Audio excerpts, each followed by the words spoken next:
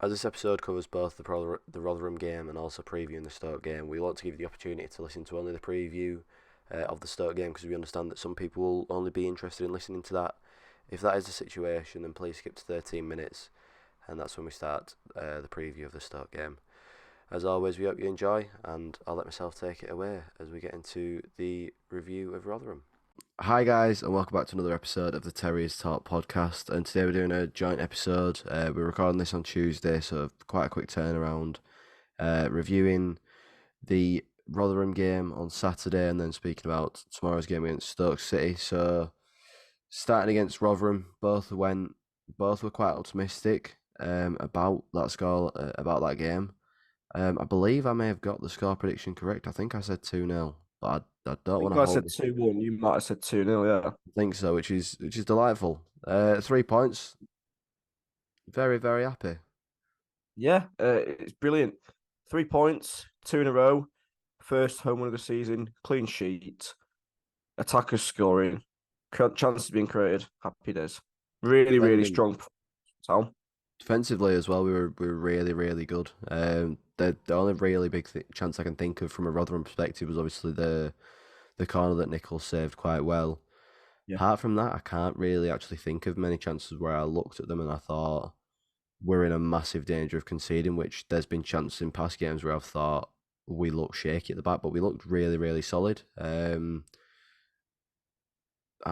really pleased with that performance, and it shows how good we can be when we're actually at our best, which is really positive. And obviously, I know that's a bit of a weird one now that Warnock was going and whatnot, but it fills me with a Yeah, lot yeah. of confidence of what can be built off the back of that squad because we've got a good team there. So it's kind of now a case of building off of that with whoever's in charge after Stoke, because we know we can go well, we can go forward well, we know we can defend well as well. So it's just now a case of sticking to that level of performance like we know that we can, and as fans now will expect, given how we have done in the past 2 games, really, even 3 if you want to add Middlesbrough to that. No, I completely agree with you. And I think, to put it really strongly, the team selection was spot on. Yep, Uh, the way we played was spot on. The way we went forward was spot on. And I'll say this now: I think the midfield three of Wiles, Hogg, and Rodoni is absolutely outstanding. it's And perfect. I'll touch on it's borderline perfect. I'll touch on this now because I think it's really important to say that Ben Wiles, from what we've seen so far, makes Jack Rodoni so much of a better player.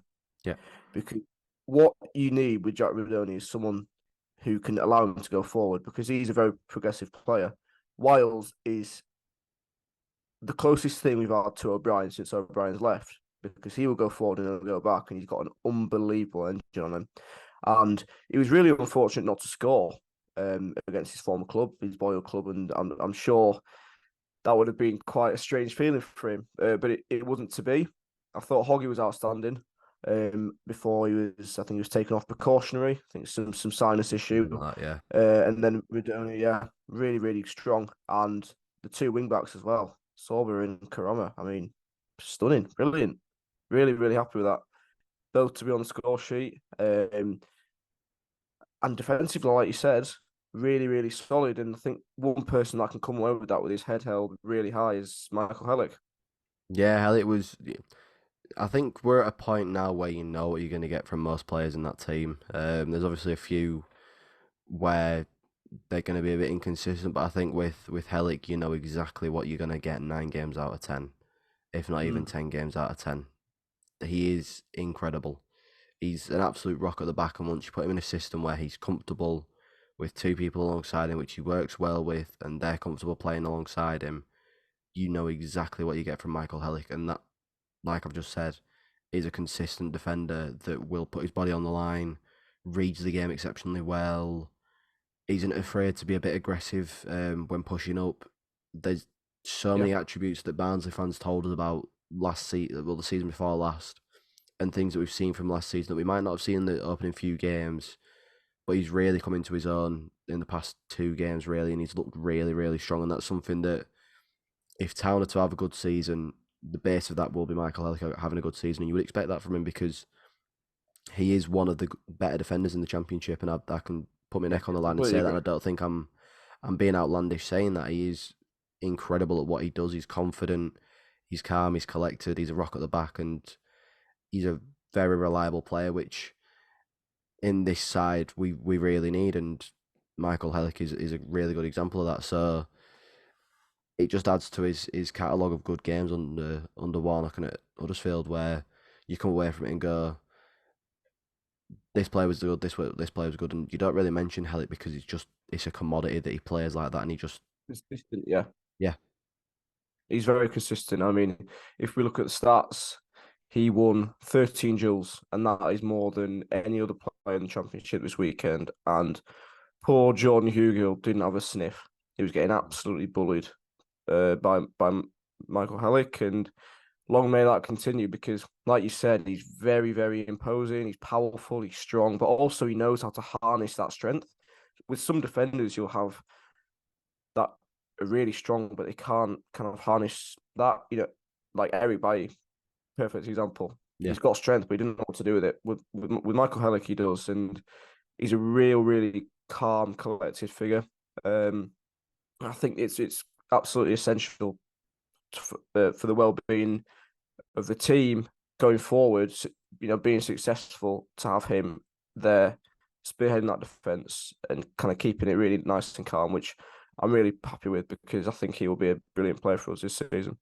100%. I think he's one of those players, like I've just said, he's one of them players that you'll look at the end of the season and go, did he get the plaudits and credits that he deserved every game? Probably not, because he doesn't score goals. He isn't the flashiest of players ever, but you know exactly what you're going to get. He's the bread and butter of a defender, and that's something that you need in a team like that, in a team like us, where we're going to be probably on the most of it. We're probably going to be a more defensive side than we are going to be attacking and look to counter attack. Hellick is everything that you need in that side, and I think another player that didn't have the most credit that I've seen from players. Obviously, didn't score, but Kian Harrett.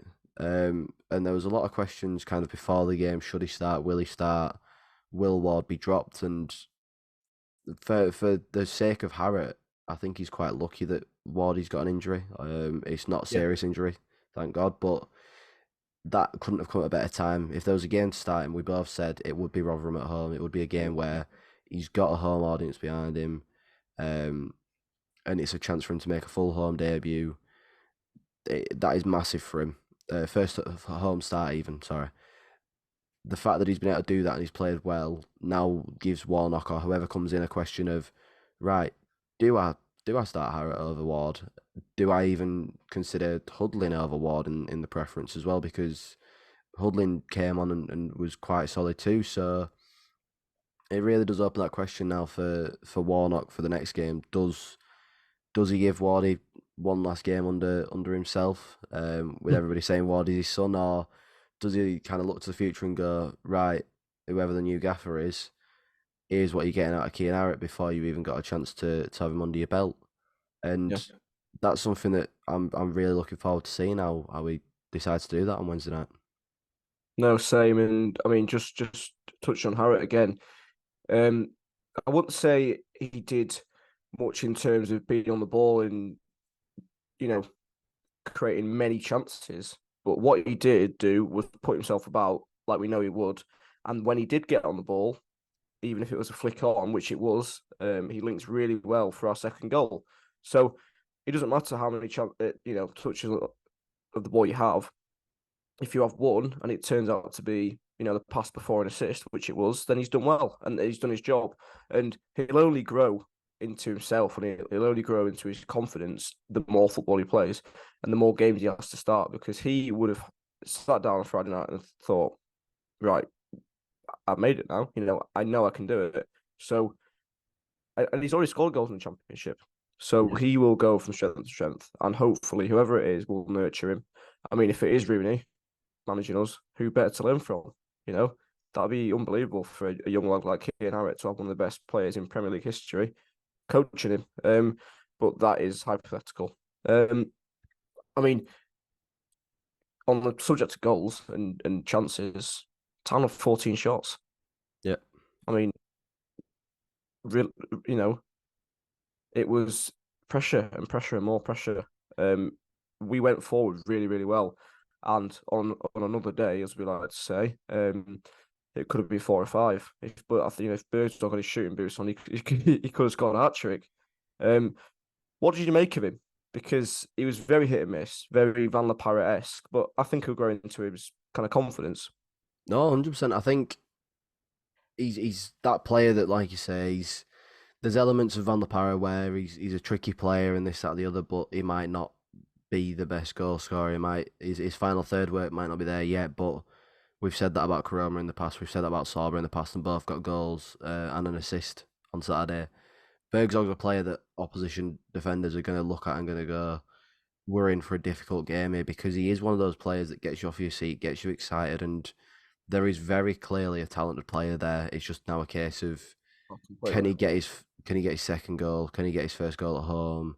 Can he just build on that? Because like there's a player there which evidently can score goals, evidently will score goals, evidently will create challenges, evidently will create danger for opposition teams.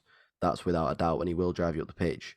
It's just now a case of build on his previous performance, and I think that Saturday he played really well. It's just a case of, if he does score that goal, the opposite, the mindset, not the mindset, but the words about him. I can't think of what I'm trying to say here, but Reaction. yeah, The reaction. the reaction to his game is so much better just because he scored a goal. And obviously, Yeah, no, I because agree. Yeah. if the game had finished 0-0, then things would change even more. But we've won 2-0. He's looked dangerous. He's looked promising. That's all that you can really say. And he's playing again. He's playing with Keane Harris, so it's two players that haven't played together at all. I don't think, or if they have, it's very No, limited minutes. limited minutes. Um, Yeah. and played very well together up front and looked really opposing. So I'm happy with it moving forward. It looks good, and if the new manager decides that Harrott and Berg's the front two, and then let Karoma and Sauber do exactly what they did on Saturday because they were perfect or near enough perfect, then we've got a really, really good front four as such. And then you add Rodoni into that, and it's a front five. So it's very promising because they're all very young too. So Yeah. if we do have Bergzog on a permanent at the end of this summer, then we've got a very, very good young promising attack for quite a few years there. So it fills me with a lot of hope, not just from Saturday's game, but for the future too. Yeah, completely. I mean, as we said at the start of the episode, it was a very, very routine win. And I don't think really Rotherham had any material chance to get back in the game. Now, the players were told about Warnock's departure the day before, and Warnock did say he told Sorber and Josh to pull the fingers out, and they both scored. And Karama again provided. So maybe that was, let's do it for the gaffer, something like that. And I'm hopeful that'll happen again tomorrow against Stoke, because he deserves to go out like a legend, and I think he will bow out in a very, very good way. But that is probably Rotherham, and unless you've got anything else, No, I can't think of anything off the top of my head. I think we've covered it all from what we've written in the notes. It's a happy very days. good, it's a good performance. It's a good win, and it's a win that we'll look back on and go, if we're a few points away from relegation at the end of the season, we'll go, that game there was a Yeah, really, really big result for us. We're unbeaten in three now, and obviously mm-hmm. Warnock will look to make that unbeaten in four before the new manager comes in, um, against Stoke. And Stoke started really well on the opening day. I think they put a few goals past, might have been Rotherham. I'm not too sure on that, but they started quite well, and they now have 2 wins from 6 games. They haven't won in the past three. They haven't got any points in the past 3 games. Lost all three. Most recently against Norwich. Conceded 7 goals this season in the Championship. Scored 5. It's a chance to put more pressure on Stoke and really look to hit them while they're down. So I'm optimistic for it, which I'm strangely saying, considering if you asked me first game how the game against Stoke could go, I'd be quite nervous. But I'm really quite optimistic for Wednesday's game. Is that something that you're kind of sharing in that sense, or are you feeling a bit nervous for it? Well, it's very early in the season, and obviously teams can start very well. Yeah, You're right; they did take Rotherham to the cleaners, 4-1, and I think they beat them again 6-0 or 6-1 in the cup. yeah. So yeah, Rotherham won't be a fan of Stoke anytime this season. But yeah, I mean, with it being such an occasion that it is, we know now, I really think we can, give Warnock and Roy the send off that they do deserve, and I am I'm quite hopeful. I mean, where our form is completely opposite to theirs. Their last win was the 19th of August. Since then, they've lost 1-0 to Millwall, 2-0 to league leaders Preston, and then narrow defeat to Norwich 1-0. So, well, I'm saying this, they could come and beat us 5-0 tomorrow. Yeah, But they yeah, could. in the grand scheme of things, I'm quite optimistic. Just looking at some of the things you've written here, and they have got some decent players. Jacob Brown, Keon Hoover. I think Vidigal's injured. They're Yeah, Billy Gill's injured. Yeah. top goal scorer this season. So I think Stoke in general, you don't really know what you're going to get from them, and I'm sure Stoke fans will probably share that sentiment. It's probably thereabouts the same with Town as well. I don't think we have too bad of a history against Stoke. I remember being there last season and sitting there in the pouring rain in February, losing 3-0. That was horrible. So hopefully we can get a bit of revenge because that was a really grim night. But no, I am quite hopeful. I think the key will be obviously. I'm going to sound like Michael Owen here. We need to score goals to win games, but it's as simple as that, really. If Cromer and Sorba can carry on their form from Saturday, and Bergzor can hopefully turn chances into goals or even shots on target, um, that would be really good because I don't think Warnock will change his winning team. Maybe Wardy. We'll have to see if he is fit.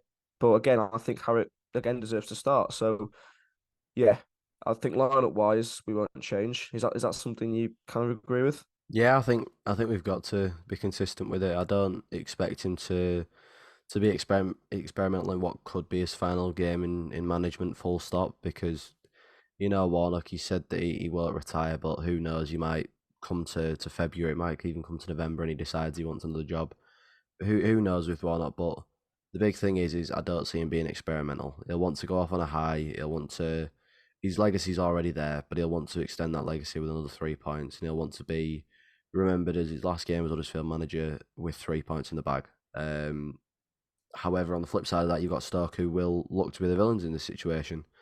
There will be a Yeah, side that will completely. come into this game and go in, Warnock's last game in charge of Huddersfield, we can really be a bit of a party pooper here and take 3 points off them. Um, they're a side that haven't kept a clean sheet away from home since the 10th of April against Birmingham City, which was a 0-0 draw. If Town are to extend that run, then you'd feel hopeful for the game.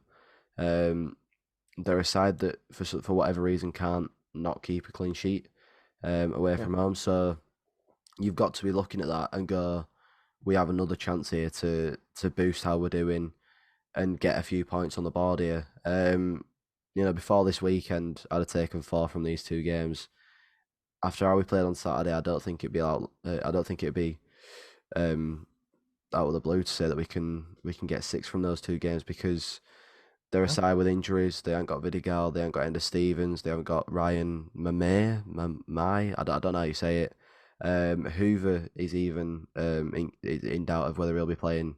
So you look at that, and they're 4 players that you'd really expect to be dangerous for Stoke, and the fact that yeah, they've potentially completely. not got 3 of the well, they definitely not got 3 of those 4. But if Hoover's out as well, who's scored once and assisted once for them this season, you'll be thinking even more. There's a good chance that we can get something out of the game. So Warnock's just got to go into things and not overthink it. He's just got to go into it. Same team, tell them to do exactly the same as they did on Saturday, and we can be hopeful for another good performance. Completely agree. And for our sake, and for Warnock's sake, and for kind of everyone associated with Town, I think you share my sentiments by saying it would be brilliant for him to bow out with 3 points. Oh, 100%, yeah.